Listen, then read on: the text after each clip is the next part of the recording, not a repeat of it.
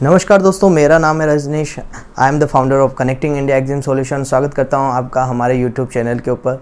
आज का जो वीडियो है वो बहुत ही स्पेशल वीडियो है। ज़्यादातर लोगों के यही क्वेश्चन होते हैं, how to start export import from India. तो यस दोस्तों, आज आपको हम यही बताने वाले हैं कि that how to start export and import business from India. तो इंडिया से एक्सपोर्ट इंपोर्ट बिजनेस शुरू करने के लिए आपको कुछ चीज़ों को ध्यान में रखना है, जो आपका बिल्कुल क्लियर होना चाहिए। इसमें कुछ एस्पेक्ट होते हैं जो आपको देखना है कि क्या क्या चीज़ें इसमें इन्वॉल्व है। तो सबसे पहले जो होता है वो होता है आपका एक्सपोर्ट डॉक्यूमेंटेशन। ठीक है, तो एक्सपोर्ट डॉक्यूमेंटेशन की आपको जानकारी होनी चाहिए।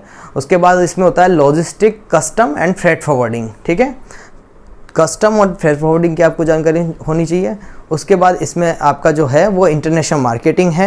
इंटरनेशनल मार्केटिंग से बायर फाइंडिंग वगैरह। उसके साथ साथ आपको पेमेंट टर्म्स का पता होना चाहिए, शिपिंग टर्म्स का पता होना चाहिए कि जैसे शिपिंग टर्म FOB है, CIF है, DDP है। तो जो सबसे बेस्ट शिपिंग टर्म है वो FOB और CIF है, इस पर आप काम कीजिए। ऐसे ही पेमेंट टर्म्स होती है। उसके बाद आपको देखना है बैंकिंग सिस्टम का भी इसमें काम होता है। तो एक बेस्ट बैंक में आपको काम करना होता है। ठीक है, तो इस तरीके से ये सारी चीज़ें हैं जो एक्सपोर्ट करने से पहले आपको इन सब चीज़ों की जानकारी होनी ज़रूरी है। अब हम थोड़ा सा डिटेल में बात कर लेते हैं कि एक्सपोर्ट शुरू कैसे किया जाए। ठीक है, तो एक्सपोर्ट शुरू करने के लिए सबसे पहले हमें क्या चाहिए, सिंपली हमारे को एक कंपनी का नाम चाहिए। ठीक है, और एक प्रोडक्ट चाहिए। तो आप पहले प्रोडक्ट सेलेक्ट कर लिए। प्रोडक्ट सेलेक्ट करके आपको क्या करना है, सिंपली एक मार्केट देखना है उस प्रोडक्ट के लिए कि हमारा ये प्रोडक्ट कौन से मार्केट में सबसे बेस्ट तरीके से जा सकता है और किस मार्केट की किस तरीके की डिमांड है। अब मान लीजिए आपने मार्केट की डिमांड के हिसाब से एक अच्छा सा प्रोडक्ट सेलेक्ट कर लिया है। प्रोडक्ट सेलेक्ट करने के बाद अब आपको आगे काम करना है। तो प्रोडक्ट सेलेक्ट करने के बाद अगर आपको इंडिया से एक्सपोर्ट करना है तो क्या क्या चीज़ें रिक्वायर है वो मैं बताता हूँ आपको। सबसे पहले प्रोडक्ट सेलेक्ट करने के बाद आप एक GST का रजिस्ट्रेशन करा लीजिए। अब चाहे वो मतलब आप एक फर्म का रजिस्ट्रेशन करा लीजिए। आप चाहे प्रोप्राइटरशिप फर्म बनाएं या एक प्राइवेट लिमिटेड बनाएं या आप एक पार्टनरशिप बनाएं, ऐसी कोई मतलब इसमें ऐसी बाउंडेशन नहीं है कि आपको प्राइवेट लिमिटेड बनाना होगा या कुछ ऐसी फर्म बनाने के। और मैं आपको सबसे अच्छा वे यही, अगर आपको स्टार्ट करना है तो आपसे कम पैसे के अंदर आप प्रोप्राइटरशिप फर्म बना लीजिए। आपका 1000 से 1500 रुपये का खर्चा आएगा। कोई भी सी आपका रजिस्ट्रेशन कर देगा GST का। एक आप प्रोप्राइटरशिप फर्म खोल लीजिए और उसका एक अच्छा सा नाम दे दीजिए किसी, और उस नाम के पीछे या तो इम्पैक्ट जोड़िए या एक्सपोर्ट इंपोर्ट जोड़िए या इंटरनेशनल जोड़िए या एग्जिम जोड़िए। तो एक थोड़ा सा इंटरनेशनल टाइप का एक नाम सेलेक्ट करके और आप एक प्रोप्राइटरशिप फर्म को बना लेते हैं। प्रोप्राइटरशिप फर्म बनाने के बाद आपको सिंपली क्या करना है, उस प्रोप्राइटरशिप फर्म के नाम का एक करंट अकाउंट आपको आपके बैंक में जाके खुलवाना है। आप कोई सा भी बैंक उसमें ले सकते हैं, उसमें जाके आप एक करंट अकाउंट खुलवा लीजिए उस फर्म के नाम पे। और उस करंट अकाउंट खुलवाते ही आपको सबसे पहले एक चेकबुक के लिए अप्लाई कर देना है, जिसमें आपकी कंपनी का नाम मेंशन होना चाहिए चेक के ऊपर। ठीक है, क्योंकि इसमें से ही 2 कैंसिल चेक, एक कैंसिल चेक आपको काम आने वाला है आगे। वो कहाँ पे, इसके बाद आपको क्या करना है कि इंपोर्ट एक्सपोर्ट कोड लेना होता है। तो जब आपका चेकबुक आपके पास आ जाए करंट अकाउंट की, तो उस कैंसिल चेक को उसमें से एक चेक निकालिए जिस पे आपका नाम होना चाहिए कंपनी का, जिस नाम से आपने प्रोप्राइटरशिप फर्म खुलाई और जिस नाम से ही आपने करंट अकाउंट बनवाया है। तो आप उस चेक को लीजिए और आप अब अप्लाई कर सकते हैं इंपोर्ट एक्सपोर्ट कोड के लिए। अब इंपोर्ट एक्सपोर्ट कोड कहाँ से मिलेगा हमें? इंपोर्ट एक्सपोर्ट कोड हमें director general of foreign trade की साइट से मिल जाता है, जो बहुत ही आसानी से, बहुत ही सिंपल सा प्रोसेस है। वो पूरी गाइडलाइन उन्होंने दी हुई है, एक पूरी PDF उन्होंने दी हुई है कि किस तरीके से आप स्टेप बाय स्टेप इस जो उन्होंने PDF दी है उसका यूज़ करके आप किस तरीके से एक IC आप अप्लाई कर सकते हैं। अब अपने IC अप्लाई करने के लिए सिर्फ आपको 500 रुपीज़ की एक फ़ीस गवर्नमेंट को जमा करानी होती है। उस 500 रुपीज़ की फ़ीस से ही आपका IC सिर्फ मात्र 1 दिन के अंदर बन के तैयार हो जाता है और अगले दिन आपको एक नोटिफिकेशन या मेल आ जाता है कि आपका IC रेडी है। ठीक है, तो आपका जो पैन नंबर जो होता है वही अब IC में 2020 में ये जुलाई से मॉडिफिकेशन हुए हैं। तो आपका जो IC जो नंबर जो आता है, जो आपका पैन कार्ड नंबर होता है, वही आपका IC नंबर आ जाता है। ठीक है, तो इस तरीके से आपको एक IC के लिए director general of foreign trade की साइट पे अप्लाई करना होता है। एक प्रोप्राइटरशिप फर्म में आप आराम से एक्सपोर्ट कर सकते हैं और एक्सपोर्ट लाइसेंस की कोई वैलिडिटी नहीं है। आप आराम से 500 रुपये का एक बनवाइए और एक्सपोर्ट के लिए आप रेडी हैं। अब मान लीजिए आपको एक्सपोर्ट इंपोर्ट कोड लेना नहीं आता है तो आप किसी भी कंसल्टेंट से इसको बनवा सकते हैं। वो 1000 से 1500 रुपये आपका इसका चार्ज करते हैं। हम अगर आप चाहें तो हमसे भी बनवा सकते हैं। हम एक्सपोर्ट के रिगार्डिंग पूरी कंसल्टेंसी प्रोवाइड कराते हैं, हम एक्सपोर्ट की ट्रेनिंग भी प्रोवाइड कराते हैं, प्लस हम एक्सपोर्ट का 1 ईयर का एक्सपोर्ट सपोर्ट प्लान चलाते हैं। अगर उसका भी सब्सक्रिप्शन आपको लेना है तो आप हमें कॉन्टेक्ट कर सकते हैं। आप कमेंट में आपका मेल ID या नंबर आप छोड़िए, हम आपसे कॉन्टेक्ट करेंगे, ठीक है।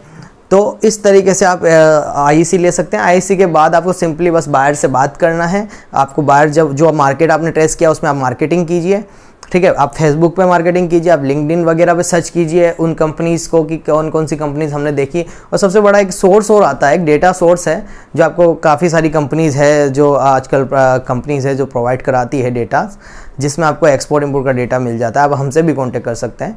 तो वो एक्सपोर्ट इंपोर्ट के डेटा से आपको आइडिया लग जाएगा कि आपका प्रोडक्ट किस मार्केट में जाना है। और हर प्रोडक्ट का एक HS कोड होता है, जो सारी चीज़ें HS कोड पे ही चलती है, तो आपको वो HS कोड पता होना चाहिए, ठीक है।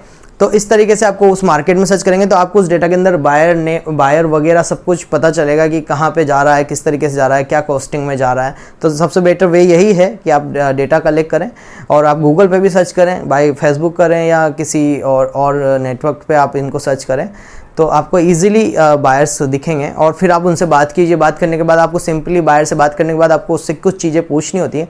अगर वो कुछ रिक्वायरमेंट आपको शेयर कर देता है आपके प्रोडक्ट के रिगार्डिंग, तो आप उनसे पूछ लीजिए भाई पैकेजिंग आपको कैसी चाहिए, कितनी क्वांटिटी आपको चाहिए, और उसके साथ साथ में आपको रेट के जो कोटेशन है वो कैसे चाहिए। भाई आपको FOB बेसिस चाहिए या CIF बेसिस चाहिए। देखो दो शिपिंग टर्म्स पे ही ज़्यादातर काम कीजिएगा, FOB और CIF।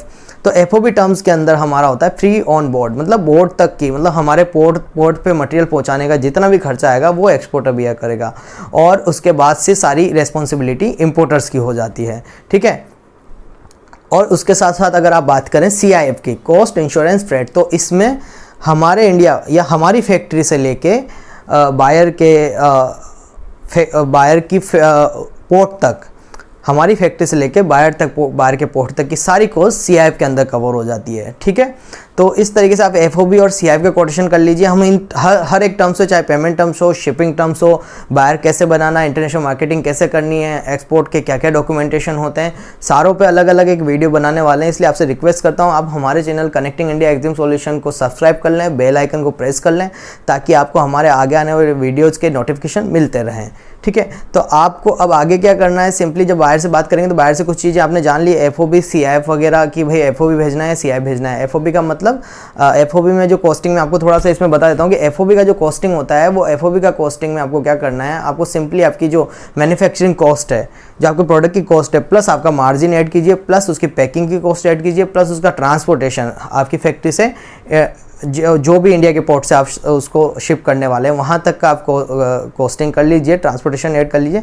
उसके बाद आपको कस्टम क्लियरेंस की कॉस्ट जोड़नी है, और कुछ शिपिंग लाइंस की लोकल चार्जेस होते हैं फ्रेट के अलावा। फ्रेट आपको नहीं जोड़ना, बाकी फ्रेट के अलावा कुछ लोकल चार्जेस होते हैं, जैसे बिल ऑफ लेडिंग का चार्जेस होता है, टर्मिनल हैंडलिंग चार्जेस होता है, सील चार्जेस होते हैं, कुछ जगह MUC के चार्जेस होते हैं, कुछ जगह ENS लगता है, यूरोपियन एंट्री सिस्टम्स के। तो इस तरीके के कुछ चार्जेस होते हैं जो आपको शिपिंग कंपनी और कस्टम हाउस एजेंट के थ्रू मिलते हैं, और उनको आपको कॉस्टिंग में ऐड करना है। टोटल कॉस्टिंग में ऐड करने के बाद तब हम बायर को हमारे रेट के कोटेशन देंगे, ठीक है। ऐसे ही आपका CIF होता है, CIF में भी वही सिस्टम है, जैसे जो सारी कॉस्ट हमने FOB में जोड़ी, बस अब CIF के अंदर हमें एक्स्ट्रा क्या जोड़ देना है, फ्रेट, ठीक है। तो फ्रेट एक्स्ट्रा जोड़ने के बाद हमारी CIF कॉस्ट आ जाती है। तो इस तरीके से हमारी कॉस्टिंग बनती है, ठीक है। अब आपको वर्कआउट कैसे करना है, आपने बायर से बात की, आपका ऑर्डर फाइनलाइज हो गया, तो बायर से आप एक ऑर्डर का कंफर्मेशन ले लीजिए, ऑर्डर का कंफर्मेशन लीजिए, पेमेंट टर्म सेट कर लीजिए कि भाई 20% एडवांस देंगे, rest against the BL copy देंगे, या 100% एडवांस देंगे, तो ठीक है। पेमेंट टर्म्स के बारे में भी हम नेक्स्ट वीडियो में पूरा कंप्लीटली हर एक पेमेंट टर्म्स को समझेंगे। काफ़ी सारी पेमेंट टर्म्स होती है, लेटर ऑफ क्रेडिट भी होता है, डॉक्यूमेंट अगेंस्ट पेमेंट होता है, स्कैन कॉपी के अगेंस्ट, BL के स्कैन कॉपी के अगेंस्ट पेमेंट होता है। तो ऐसे काफ़ी सारी टर्म्स है पेमेंट के लिए भी, पर मोस्टली पेमेंट टर्म्स जो है वो शूटेबल टर्म्स जो है वो है 100% एडवांस, या कुछ पेमेंट आप एडवांस ले लें, rest against the scan copy BL ले लें, या आप letter of credit at sight जो लेटर ऑफ क्रेडिट होती है उसके बिहाफ पे आप पेमेंट ले सकते हैं, ठीक है। तो इस तरीके कुछ टर्म्स है, टर्म्स पे हम आगे भी बात करेंगे। पेमेंट टर्म्स बहुत इंपॉर्टेंट थिंग्स है एक्सपोर्ट इंपोर्ट के लिए। तो उसके बाद आपका सिंपली बायर से जब टाइप हो जाता है, पेमेंट टर्म सेट हो जाती है, सब कुछ आपका सिस्टम हो गया, आपने रेट कोटेशन दे दिया, सब कुछ एग्री हो गया, तो आगे अब क्या करना है। इसके बाद सिंपली आप एक प्रोफोर्मा इनवॉइस बनाएंगे जिसमें रेट कोटेशन वगैरह होंगे, पेमेंट टर्म्स होगा, सब कुछ होगा, बायर को भेजेंगे, आपका टोटल इनवॉइस वैल्यू होगा और पैकिंग की डिटेल्स होगी। भाई इस तरीके से पैकिंग होंगी, 10 पैकेजेस होंगे, 20 पैकेजेस होंगे, या कैरेट्स के अंदर जा रहा है तो इतने कैरेट्स होंगे, या किसी भी तरीके की पैकिंग हो तो उसकी एक पैकिंग लिस्ट के अंदर उसकी डिटेल होती है। ठीक है, तो उसके बाद आपको बायर को प्रोफोर्मा इनवॉइस भेजना है, बायर से उस प्रोफोर्मा इनवॉइस का आपको कंफर्मेशन लेना है, मेलिंग कंफर्मेशन प्लस उस पर साइन और सिस्टम करवा लीजिए बायर का, और उससे बायर से बोलिए आप इसको हमें भेज दीजिए। ठीक है, बायर से जैसे ही आपके पास कंफर्मेशन आ जाता है और 20% एडवांस जो आपने मांगा है अगर वो आपके पास आ जाता है तो वेल एंड गुड है, और या 100% आ जाता है तो वो भी बहुत अच्छा है। और आ जाता है, अगर आप कोशिश करेंगे और आपके रेट्स वगैरह कोटेशन अच्छे होंगे तो आपके पास आ जाता है पेमेंट। आप पेमेंट के बारे में आप निश्चिंत रहिए, एलसी कर लीजिए या फिर बैंक डॉक्यूमेंट थ्रू तो बैंक कर लीजिए, सीएडी टर्म्स, काफ़ी सारी टर्म्स होती है ना, तो आप उन पे काम कर सकते हैं। उसके बाद आपको सिंपली करना क्या है कि बायर से जैसे पेमेंट आ जाता है वो आपको प्रोसेस करना है। आपको मटेरियल की प्रिपरेशन के लिए टाइम ले लीजिए कि भाई 10 से 15 दिन में या 20 दिन में, 25 दिन में या 1 महीने के अंदर हम शिपमेंट को डिस्पैच कर देंगे। उसी बीच में आप प्रिपेयर कीजिए सारा मटेरियल और वहाँ से डिस्पैच कीजिए पोर्ट के ऊपर। पोर्ट पे आपको किससे कांटेक्ट करना है, कस्टम हाउस एजेंट से, जो होता है सीएचए में। मोस्ट इंपॉर्टेंट पार्ट्स है, इसी के थ्रू एक्सपोर्ट होगा, इसी के थ्रू इंपोर्ट होगा। ठीक है, तो सीएचए से आपको कांटेक्ट करना है। सीएचए से कांटेक्ट करके सिंपली आप आप सीएचए वहाँ पे आपके मटेरियल की अनलोडिंग करवा लेगा। आप यहाँ से ट्रक के द्वारा या किसी भी चीज़ से आपसे यहाँ से भेज सकते हैं मटेरियल को। सीएचए पोर्ट पे आपका अनलोडिंग करवा लेता है। वहाँ पे फ्रेट स्टेशन, कंटेनर यार्ड होते हैं, तो सीएफएस होते हैं, कंटेनर फ्रेट स्टेशन। तो वहाँ पे जाके सभी एक्सपोर्टर का माल इकट्ठा होता है। काफ़ी सारे सीएचए के एजेंट वहाँ पे काम भी करते हैं। तो वो लोग क्या करते हैं, आपका मटेरियल वहाँ उतरवा लेंगे। उसके बाद आपकी शिपिंग लाइन से जो कॉन्टैक्ट्स बनते हैं, या तो अगर एफओबी टर्म्स है तो शिपिंग वाला आपको, जो शिपिंग की कंपनी है वो आपको बायर की तरफ से मिलेगी कि भाई ये हमारा एजेंट है और इससे आप कंटेनर उठा लें। ठीक है, तो वो इससे आप बात करें और कंटेनर उठा लें। तो हम सिंपली उसको मेल करेंगे, भाई हमारा मटेरियल पोर्ट पे पहुंच गया है और हमें बायर की तरफ से कंफर्मेशन आ गया है, और आप भी इस बायर से चेक कर सकते हैं आपको मेल आया नहीं आया, और हमें इस कमोडिटी, इस वेट के लिए हमें कंटेनर चाहिए। तो वो सिंपली हमें एक बुकिंग प्रोवाइड करेंगे, वो कंफर्मेशन लेके हमें बुकिंग प्रोवाइड करेंगे। वो बुकिंग हमारे सीएचए को जाती है। अब आपको सिंपली सबको मेल के अंदर सीसी में कर देना है, CHA, exporter plus shipping lines, ये 3 लोग अब एक जगह एक मेल पे काम करेंगे। सीएचए सिंपली उस बुकिंग के ऊपर काम करेगा जो फॉरवर्डर ने प्रोवाइड कराई है। तो उस बुकिंग के बिहाफ पे वो शिपिंग लाइन्स जो होती है उससे कंटेनर लेगा। कंटेनर लेने के बाद आपके मटेरियल को उस कंटेनर में स्टफ करेगा, उसकी कस्टम क्लियरेंस करवाएगा, और कस्टम क्लियरेंस करवाने के बाद एक इंपॉर्टेंट डॉक्यूमेंट जो आपके पास निकल के आता है वो है शिपिंग बिल। तो शिपिंग बिल आप हमेशा लेना मत भूलिएगा, शिपिंग बिल आपको मिल जाता है, और शिपिंग बिल के बिहाफ पे आपके जीएसटी वगैरह के रिफंड और काफ़ी सारी चीज़ें होती है। ठीक है, और बैंक में भी शिपिंग बिल रिक्वायर है, और आप सीए वगैरह को देंगे तो वहाँ शिपिंग बिल के हिसाब से डिटेल्स मेंशन होनी चाहिए, तो आपका रिफंड मिल जाता है उसमें जो जीएसटी वगैरह लगता है। ठीक है, तो उस शिपिंग बिल के बाद आपका आता है, जैसे आपके कस्टम वाला आपका क्लियरेंस करा के मटेरियल आपका स्टफ करके शिपिंग बिल जनरेट करके आपको दे देता है, और वो जो कंटेनर जो स्टफ हो चुका है वो अब वो लाइन को हैंड ओवर कर देता है। और जिस भी दिन अब लाइन का वेसल होता है उस दिन आपका एक्सपोर्ट होता है, मतलब आपका मटेरियल उस वेसल के अंदर, मतलब वेसल मीन्स एक बहुत बड़ा जहाज होता है जिसके अंदर काफ़ी सारे एक्सपोर्टर्स का बहुत सारा मटेरियल जाता है। तो उस कंटेनर के अंदर उस कंटेनर को उस वेसल के अंदर शिपिंग लाइन वाले चढ़ा देते हैं। अब जिस भी दिन आपका शिपिंग लाइन कंटेनर को चढ़ाएगा उसी दिन वो एक डॉक्यूमेंट रिलीज करेगा। उस डॉक्यूमेंट का नाम होता है बिल ऑफ लेडिंग, BL उसको शॉर्ट में कहते हैं। BL के भी काफ़ी सारे टाइप्स होते हैं, हम अलग वीडियो में इसके बारे में पूरा डिस्कस करेंगे। तो मोस्टली अगर बायर की तरफ से एफओबी टर्म्स पे आपने काम किया और बायर की तरफ से आपको शिपिंग लाइन से काम मिला है, या फॉरवर्डर ने आपसे कांटेक्ट किया है बायर की तरफ से, तो आपको उस केस में HBL मिलेगी। वो होता है house BL। House BL means जो लाइन की BL होगी, जो शिपिंग लाइन की BL होगी वो तो मिलेगी आपके फॉरवर्डर को, और फॉरवर्डर आपको उसकी खुद की BL देगा उसके नाम से। ठीक है, तो उसमें कोई इशू वाली बात नहीं है। अगर आपका नॉमिनेशन शिपमेंट है, मतलब आपका FOB शिपमेंट है, और अगर आपका CIF शिपमेंट है तो आप खुद ही बुकिंग लेंगे आपके फॉरवर्डर के थ्रू, तो उसमें आपको लाइनर BL ही मिलता है, और आप लाइनर BL की डिमांड भी कर सकते हैं। ठीक है, क्योंकि हम फ्रेट प्रीपेड कर रहे हैं, और अगर हम FOB करते हैं तो हम फ्रेट कलेक्ट रहता है। कलेक्ट मीन जिस फॉरवर्डर से हम काम कर रहे हैं वो फ्रेट डेस्टिनेशन पे बायर से कलेक्ट करेगा, हमसे नहीं, ठीक है। और CIF में हमें फ्रेट यहीं पे करना होता है बायर, और उसके बायर के पोर्ट तक हमें पहुंचाना होता है, जहां तक बायर का कोई खर्चा नहीं होता, सारा हमें करना होता है। और वो सारा जो भी खर्चा है वो हम पहले से ही कॉस्टिंग में ऐड करके रखते हैं। तो इस तरीके से जब हमें बिल ऑफ लेडिंग मिल जाता है, तो बिल ऑफ लेडिंग मिलने के बाद सिंपली हमें जो कस्टम के पेमेंट करने होते हैं, कस्टम के साथ साथ हमें फ्रेट फॉरवर्डिंग के पेमेंट करने होते हैं। जो लोकल चार्जेस मैंने आपको बताया कि बिल ऑफ लेडिंग का चार्ज होता है, टर्मिनल हैंडलिंग चार्जेस होता है, सील चार्जेस होते हैं, काफ़ी अदर्स चार्जेस भी होते हैं उसमें।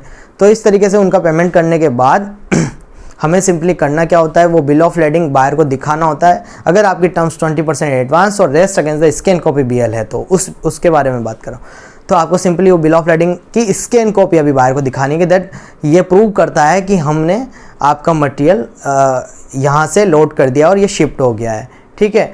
तो यही कंफर्मेशन बायर चाहे तो उसके फॉरवर्डर से भी ले सकते हैं, क्योंकि फॉरवर्डर तो उसी ने प्रोवाइड कराया था हमें, तो वो चेक कर सकते हैं भैया इनने ये जो एक्सपोर्टर है इन्होंने जो मेरा मटेरियल था वो लोड किया नहीं किया, तो वो उसको कंफर्मेशन दे देते हैं और बिल ऑफ लेडिंग के बिहाफ पे वो आपको पेमेंट कर देता है। अब सिंपली बिल ऑफ लेडिंग के बिहाफ पे जब आपका पेमेंट हो गया तो आपको करना क्या है, आपको बिल ऑफ लेडिंग में 4 से 5 कॉपीज़ आपको मिलती है, उसमें 3 कॉपीज़ ओरिजिनल होती है।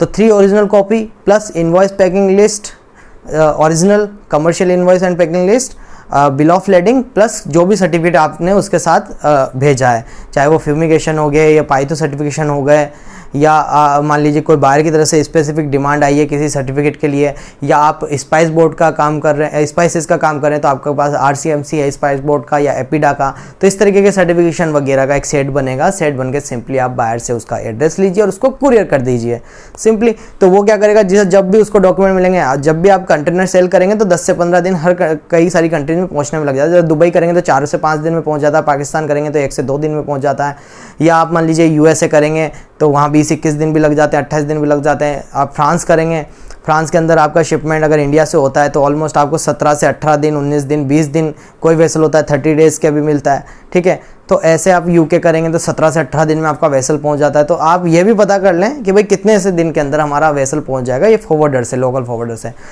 तो जब भी वेसल पहुंचेगा और आप डॉक्यूमेंट यहाँ से भेज दीजिए, आपका पेमेंट आपके पास आ चुका है, आपने डॉक्यूमेंट यहाँ से मटेरियल को शिफ्ट कर दिया है, डॉक्यूमेंट आपके पास आ गए, उन डॉक्यूमेंट के BL के 3 सेट, ये सब आप इनवॉइस पैकिंग लिस्ट और कुछ जो भी सर्टिफिकेट बायर की तरफ से रिक्वायर्ड थे और जो सर्टिफिकेट आपको भेजने थे वो सर्टिफिकेट आप बायर को बाय कुरियर भेज दीजिए। बायर को जैसे ही सर्टिफिकेट मिलेंगे और जिस दिन कंटेनर में पहुंचेगा तो बायर सिंपली उस बिल ऑफ लेडिंग को दिखा के आपके कंटेनर की डिलीवरी ले लेगा। तो इस तरीके से सारा सिस्टम काम करता है। अगर पेमेंट टर्म्स कुछ और होती है तो आप मुझे बताइए आप किस पेमेंट टर्म्स के बारे में बात कर रहे हैं, तो उस हिसाब से हम आगे के शिपमेंट की बात करेंगे। तो आप आपके कमेंट से हमें बता सकते हैं। तो आपको मैं आशा करता हूँ आपको इस वीडियो से काफ़ी सारी जानकारी मिल गई होगी, और अगर आप इसी तरीके के अपडेट पाना चाहते हैं हमें सब्सक्राइब कर लीजिए, बेल आइकन को प्रेस कर लीजिए, और इसी के साथ ये वीडियो को हम समाप्त करते हैं। Thank you very much.